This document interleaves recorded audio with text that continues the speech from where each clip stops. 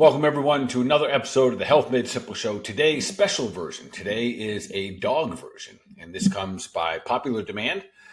We continue to get requests for us to do or just kind of share a little bit more information about dog health. As you're going to see in today's podcast, there are a lot of parallels between humans and our canine friends. This will also apply to your cats. Not some of the advice or some of the information I'll share about the actual nutrition is a little bit different than cats, but they all fall into the category of what I'm going to share today. This does not replace our typical episodes that we're going to do, so we'll continue to drop our weekly episodes for Health Made Simple Show. Yet today, we're going to do one specifically for your dogs, and you'll probably see more and more like these. So thank you once again for being here at the Health Made Simple Show, and do your thing. Keep sharing it out, keep spreading love, especially in an episode like this. Very interesting when it comes to our canine friends, our furry ones. And I think for a lot of you out there, there's a lot of us have a lot of passion and a lot of love headed in the direction of our furry ones. And I think there's a couple reasons for that. One, we treat them like family, no doubt. Do I think they're humans? I do not. I do not think they're little humans. I think that they are animals that we have created these incredible, very, very deep bonds. And in some fashion, I think that some of the bonds that we have with animals, and don't hate me for this, can actually be deeper than the ones that we have with other human beings. They're different. I don't know if they're deeper, they're better, they're worse, but they're different. And let me explain to you why. And I think all the animal folks out there, animal lovers, you'll understand this. And again, not wrong or right, not better or different, not better or worse, just different. One of the lessons that I continue to get from nature, and especially from the animals that we have a bunch of different dogs. I know I have cats and chickens and all this stuff. Yet for the dogs very specifically is that every day I'm reminded that today can be a great day. And I'm reminded every single day what it's like to receive unconditional love. And as humans, we do not give unconditional love. We talk about it, but it is very conditional. If someone does us wrong, if we cheat on somebody, if we lie to somebody, if we're mean to somebody, we have very conditional love. Let's not kid. Our spouses don't give us unconditional love. Our kids, our parents, none of that. It's not. It is actually very conditional. It is part of being a human. And our animals, it's a little bit different.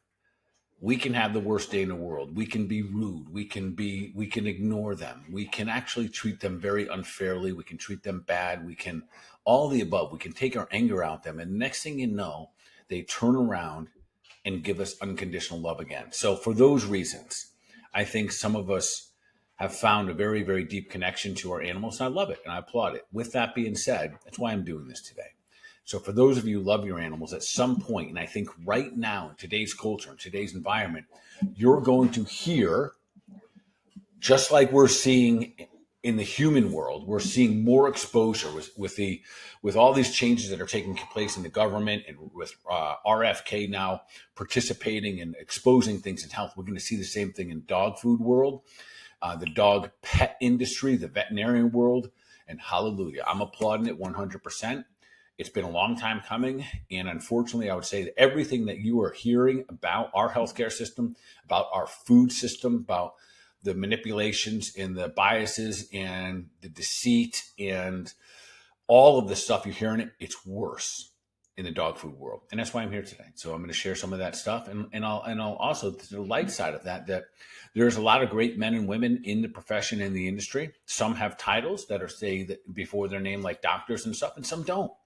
I think we're learning every day now that the title isn't as nearly as important as the integrity of the human being, which is kind of cool. And then what we can trust from that individual to pass forward to us. So today's a little bit of all of that. So let's talk about the dog health in general, and let's talk about what we're going to do. I'm going to keep it very simple today. Unfortunately, we're in an environment right now where we're seeing dog health conditions rapidly decline right in front of our eyes. So we see right now the rate of cancer in dogs is 1 in 4.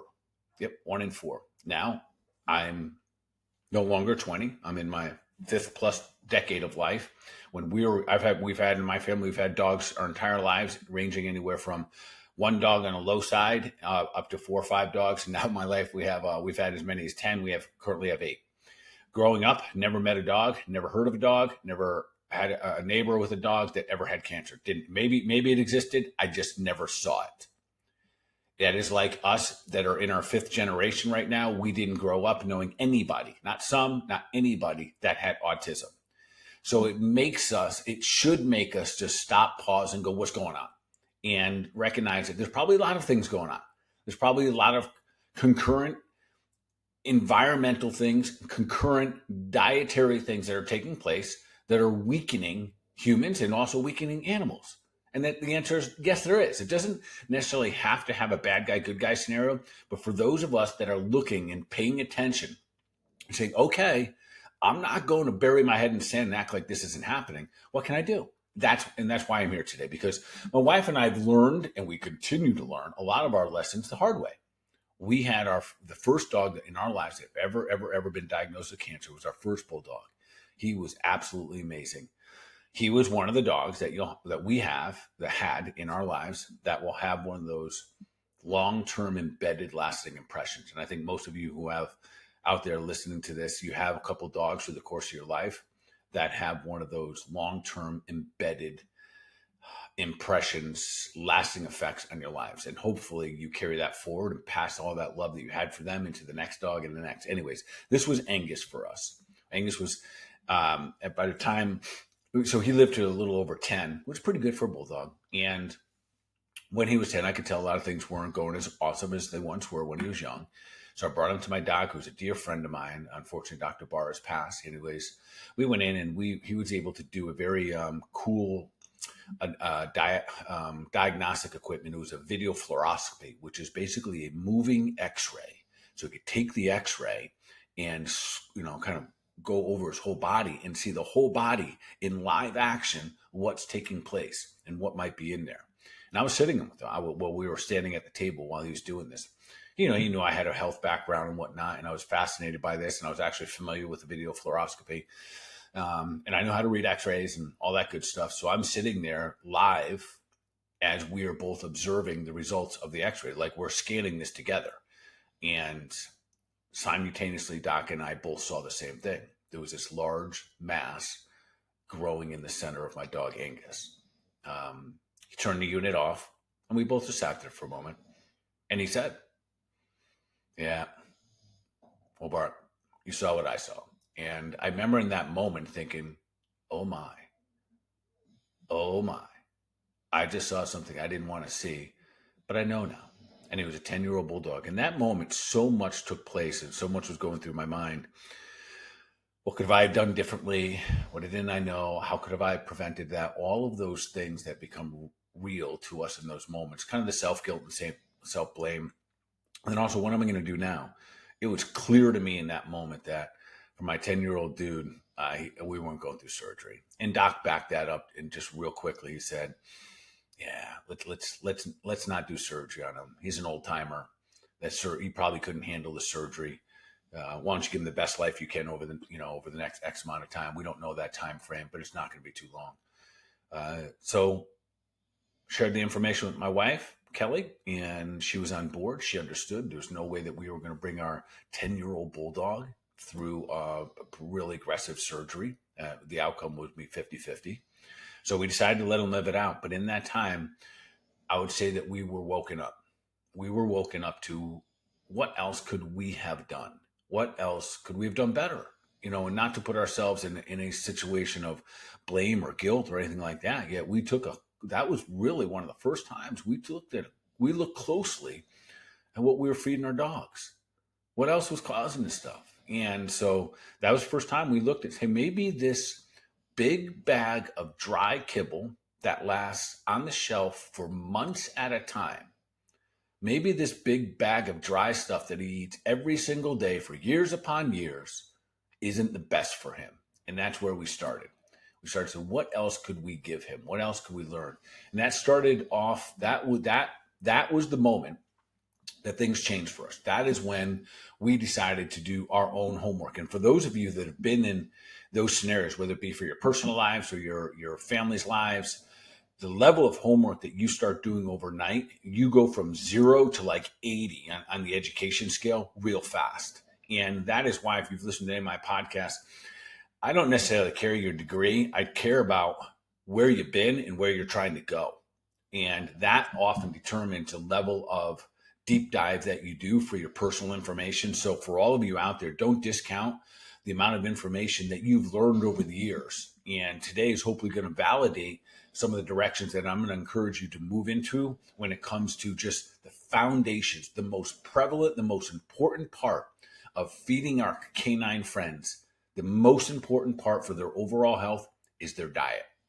Side by side with that is going to be the other comforts of life, meaning that dogs are supposed to move, folks. Open up the back door and letting them out the backside is not necessarily movement. They're supposed to be, they want to move. I'm not going to go into all that today. Today, we're going to kind of stick just to the food. I want to back up. And so I mentioned cancer because that was what started one of our deep dives. It wasn't shortly after that I had another deep dive. I had this other dog named Norman. And I think Norman is still on my pictures on like my Facebook profile and stuff like that. Another dog that really kind of touched a certain space in my heart and still resides there. It doesn't go away, which is the beauty of when we find things in our life that have had an impact on us, especially through provoking and providing an opportunity to love on another level. So Norman was another one of those special dogs. Well, anyways, with Norman had the same diet as Angus for, several years. So basically we self-fed. We had these big bulldogs. No wonders they were big and fat and lazy. They were being comatose by these carbohydrate-driven processed foods that we just opened up these, and we tried to get them the best, right? Like we would be the higher end brand of Kibble. Unfortunately, folks, Kibble is still Kibble. Kibble is the equivalent of you walk in the grocery store, not going to the outside perimeter, you're shopping on the inside, and you're doing the best that you can with the box and the bags foods. And if you're asking me as a human, I'll say you're never going to get healthy eating those foods. You might buy some time until your next meal or until your next dis-ease process, but you're not going to get healthy by eating on the inside of the perimeter in the grocery store. And that is essentially what Kibble food is. It's the inside. It's a box bagged processed food, all of the above. So anyways, with Norman ended up with they're considered 2 CCL tears, one in each leg. Mind-boggling. Just came home one day and he was lame, just lying in the yard, wouldn't come to me calling, wouldn't come up the stairs. And so that's equivalent of 2 ACL tears simultaneously. And again, big eye opener. This was actually before Angus was with cancer. So both of these were similar time frames, but nonetheless, this was another eye opener for us. What's going on here? What did I do wrong? Is it right? So we go into this. What could have I done different? And the answer always came down to foundations. We started looking at the nutrition that we were putting into our dog Norman, and same thing, self-fed. He was his brother, so they're eating the same crap dog food. We were doing the best we can, bought the expensive bag, all of that stuff, but processed foods. So we was lacking vitamins and nutrients and the core minerals and the core nutrients, the essential amino acids, the fatty acids that build and recover and produce new cellular tissue. It produces new ligaments and tendons and muscles in the body. No different than we flip this over and we talk about how do I make a strong human being. I would tell you that what you need to put into your body is predominantly essential amino acids and essential fatty acids. That is fats and proteins. That is exactly what our dogs need. They need good sources of essential amino acids and essential fatty acids. All of the other fillers are basically getting in the way from that nutrition getting to the places they need to be. So another high value lesson is what I'm going to call it. And that's really what that turned into. So now, 2 of our most beloved animals, we had pretty significant eye openers when it came to the impact of nutrition on their overall health. That changed everything for us. Now we consider feeding them as important as it is anything that we do for them, bringing them for a walk, loving on them, providing them a safe environment, training them, all the above. The food we put in their bodies is ultimately going to have the biggest influence on their behaviors. La-di-da, right? Like imagine that. Think of kids and humans. The food we put in our body affects our behaviors, and then also their overall function and physiology. If we put bad nutrients in, we can't expect healthy outcomes. So with that being said, CCL injuries right now. So in the vet world, 85% of all orthopedic visits, of all orthopedic surgeries, 85% are CCLs. Folks, and again, go back to when you and I were kids, if you're about my age, no dog had a CCL injury. None. Not some, not maybe. It didn't happen. I had dogs my entire life, and it wasn't until this onslaught of poor nutrition. So without diving deep into the history there, but what does I really mean there? So listen, glyphosate, which is the Roundup, chemical that we put on the lawns, is the same thing that we see sprayed all over these foods. And then we start to see this downregulation of the ability to absorb nutrients. We see more and more processed foods on the market, more and more fake food. So with all that being said, we see the most fundamental things in doctors' offices and veterinarian offices right now. Things like cancer. We see, which isn't quite frankly fundamental, but it is fastly growing. We see things like CCL repairs or injuries. We chalk them up and we think, no one mentions that this has something to do with nutrient deficiencies and toxicities in the body. You'll hear them say, it's because your dog is old. Well, life expectancy is down. So the average lab used to live to 18. They're not living to 18 anymore. So we're seeing a lot of changes, and we're making some casual excuses for them other than saying, we're probably putting them on the wrong diet. We're probably not giving them a nutrient opportunity to be a good, strong, healthy dog. No different than us as humans. You heard me say that statement 1,000 times. The opportunity to be a good, strong, healthy human being. We are designed to be healthy. We're designed to be strong. We're designed with all these possibilities and potentials, just like our dogs. They're not supposed to be always ridden with all these injuries. Never mind the cancers. Never mind the CCL issues. How about things like skin allergies? How about the infected ears? How about the paws and the anxiety? We just didn't see this stuff, folks, when we were young. We didn't see, and if we did, it was a vast, smaller portion of it. And there's some arguments saying, well, we didn't know how to diagnose it before. I don't care, folks. You still knew when your dog was itching. And we see so many of the toxins coming into these bodies nowadays. That's problematic. So here we are with all these ailments popping up. And then again, I think right now you're going to see a lot of parallels that are taking place in the health world.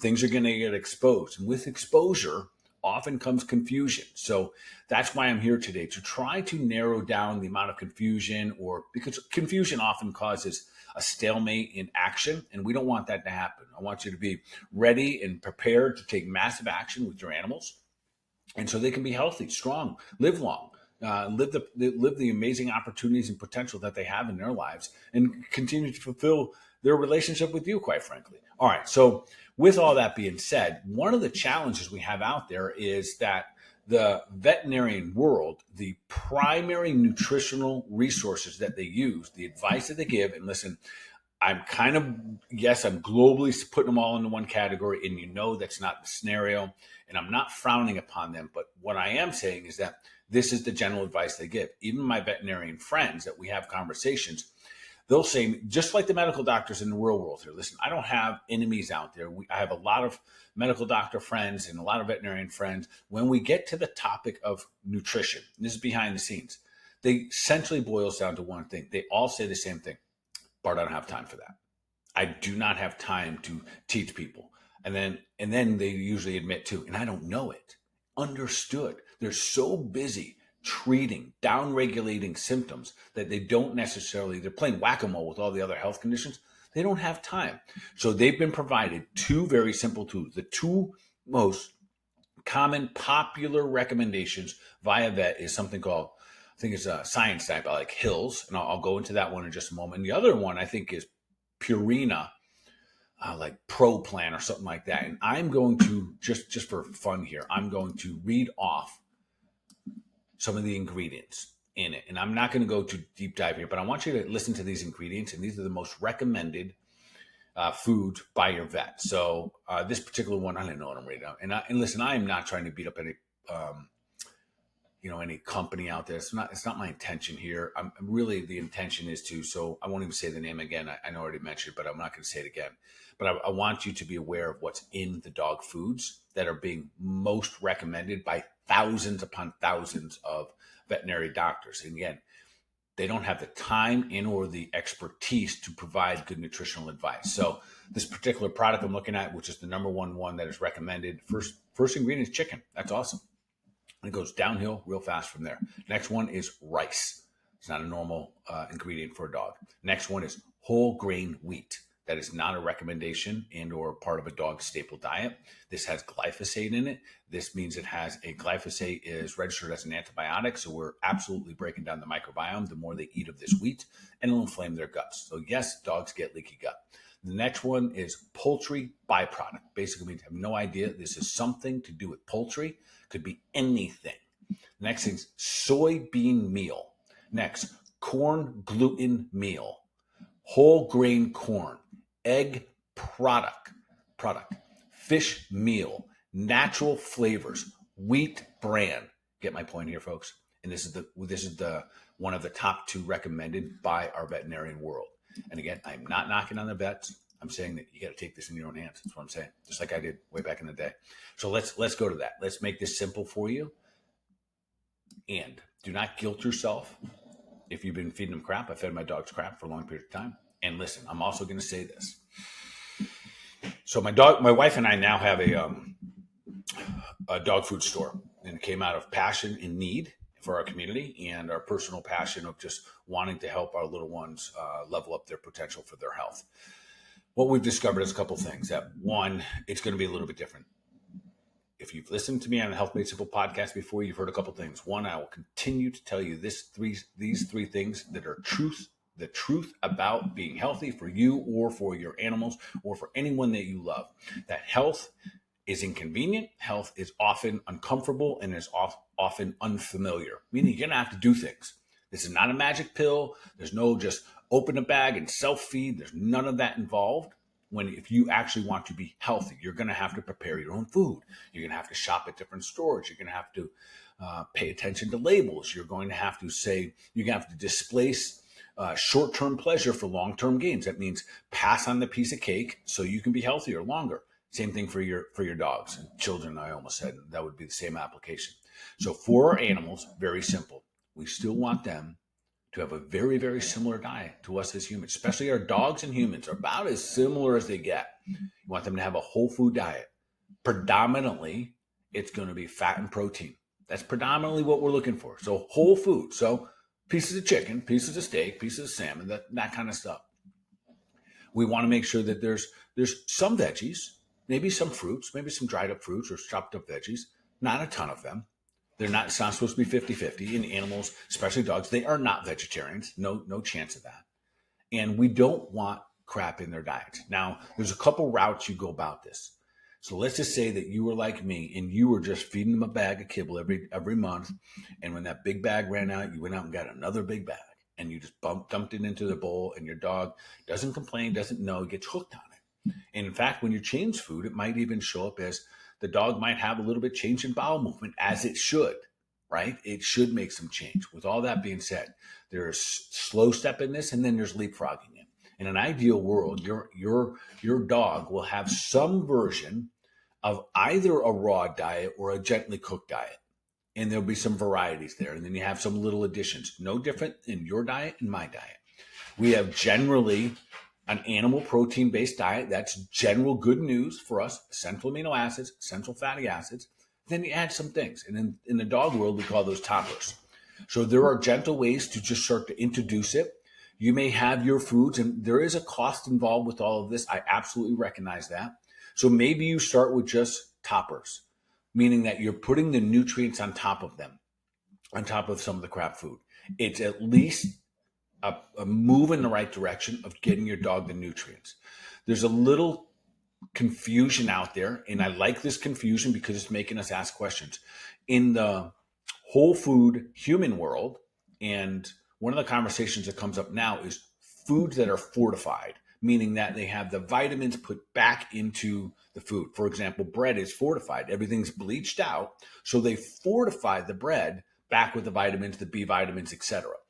That, unfortunately, those fortified vitamins, they're not good for us, folks. They are synthetic. They are chemicals that we're putting back into our body. They're not in the whole food complex. So it's a little bit facetious saying, oh, these have B vitamins and C vitamins and all this good stuff. When they're fortified, these are not the bioavailability is not normal. It is not regular. It is not in the consistent manner that our bodies are used to absorbing nutrients. So transfer this into the dog world, and this is where it gets sticky. You start looking on the back of those packages, the ingredients that I was just reading to you. If I get to the very, very bottom of the ingredients of this thing, then you start to, this is what they put on the bags. They'll talk about all this stuff. The bottom rows here, sodium selenite, I can pronounce that, vitamin E supplement, B3, vitamin A supplement, calcium, blah, blah, blah, thiamine monohydrate, vitamin D3, folic acid, riboflavin, B12. These are all in that food that I was just describing to you, and they're all synthetic. That means they are basically chemicals that they mimic the molecular structure. They make them in a laboratory and then push them into the food to make that food sound like it has a lot of vitamins. It does not. These vitamins are not as equal to, they're not the same as putting in real good stuff, real food for your dogs. All right, let's circle out and bring all this together, because I said this is the Health Made Simple show for dogs. It's our job to be mindful of what we're putting in our dog's food. We can't pretend, oh, I've been feeding my dog that for 20 years. It's okay. It's not. Our dog food supply chains have changed. The foods are more toxic today than they ever were. It's no different than when I grew up to where I am now. The foods that I ate when I was 10, 15 years old are not the same quality. They have more chemicals in them today than they did then. Unfortunately, for the environment of the dogs, they're exposed to more chemicals now through their paws and through all that crap that's on those beautiful green lawns. They're exposed to more chemicals. Remember, chemicals block nutrients within the body. Those nutrient deficiencies create dis-ease, disharmony, and dysfunction in the human body. That's what weakens tendons and muscles over time. That's what gains weight. That's what decreases the bony structures in the body. And that's why we see all of these other things taking place. So today I'm going to encourage you that you start diving in. You start to feed your animal very similar to feed yourself. And there are a lot of great options. If you live locally and you're down here in the Florida Panhandle, come visit us at the Dog Cooler. We have, if you want to go all in, raw, the best forms of it. And there's a lot of different brands out there that are competing. The beauty is that there's so many companies right now are leveling up the game. There's a lot of good purveyors, and maybe you're still in a scenario where you got to start slow here. There are good freeze-dried issues, so it makes your participation very easy because it's almost like providing them kibble, but it's freeze-dried, they're not chemical, and they're not process-driven. All right, folks, so the simplicity of this, yeah, it's still God's garden for the animals, just like you've heard me say 1,000 times here in the Health Made Simple podcast, Health Made Simple show. We got to get back to the basics here. If it comes from God's garden, I mean, if it comes from a root plant tree, walks in the garden, swims in the sea, we should eat it. And that's really the same philosophy for our dogs. They should be animal protein centric. That is what they need. Essential amino acids, essential fatty acids in their best form that you can possibly get for them. And we want to do it consistently over time.